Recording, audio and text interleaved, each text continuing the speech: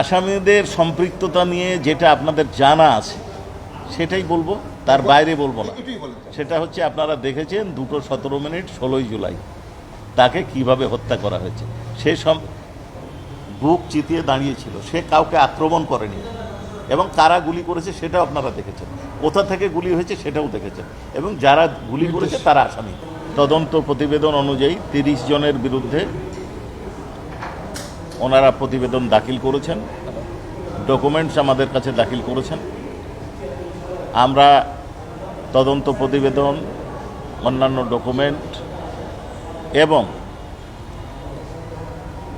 জুলাই আন্দোলনের তথ্য উপাত্ত পটভূমি সব পর্যালোচনা করে আশা করছি যে আগামী রোববার ফরমাল চার্জ দাখিল করব। এইখানে আরেকটা বিষয় আছে, সেটা হচ্ছে যে আমাদের কাছে খবর আছে যে রংপুরে এই মামলা সংক্রান্তে কয়েকটা মামলা হয়েছে, কয়টা না, 2টা মামলা হয়েছে। একটা আবু সাইদ এর যারা সহযোগী আন্দোলনকারী তাদেরকে বিরুদ্ধে একটা মিথ্যা মামলা দায়ের করা হয়েছিল। পরবর্তীতে আবু সাইদের পরিবারের পক্ষ থেকে 5ই আগস্টের পরে একটা মামলা করা হয়েছে। আমরা আমাদের ইনভেস্টিগেশন এজেন্সি সেখানে গেছেন,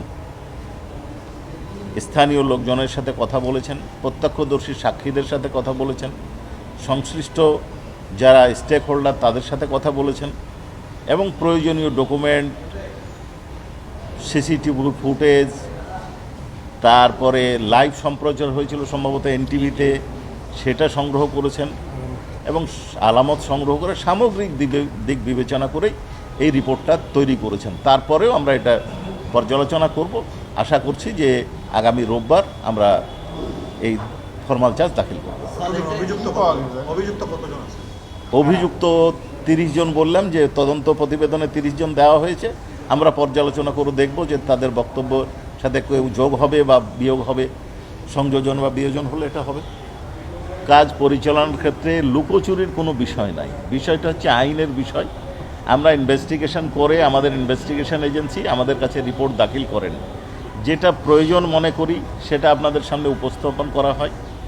যেটা মনে হয় যে আজকে প্রয়োজন নাই, এমন সময় হয় যে ধরেন আমাদের কাছে সন্ধ্যা 5টার সময় রিপোর্ট দাখিল হলো, তখন আপনাদেরকে জানানোর সুযোগ থাকে না। আবার এমনও হয় যে ইনভেস্টিগেশন অফিসার একটা রিপোর্ট দিলেন, এই তার সাথে আমাদের কিছু প্রয়োজনীয় আলাপ থাকতে পারে, কাজের সাথে সাথেই যে আপনাদেরকে বলতে পারবো, আমরা বলতে হবে এটা বলছি না, এটা আবার নিজেরা কিছু মনে করেন না, বলতে পারবো, এটা এই পরিবেশ আমাদের নাও থাকতে পারে, আমাদের এই প্রস্তুতি নাও থাকতে পারে। এই কারণে কোনোটা রিপোর্ট পাওয়ার পরে সাথে সাথেই আমরা বলি, আবার কোনোটা যদি দেরিতে আমরা মনে করি যে না এটা একটু স্ক্রুটিনি দরকার, আয়ু সাহেবের সাথে আলোচনা করা দরকার, সেক্ষেত্রে আলোচনা করতে হয় আমাদেরকে, এই কারণে দেরি হতেই পারে।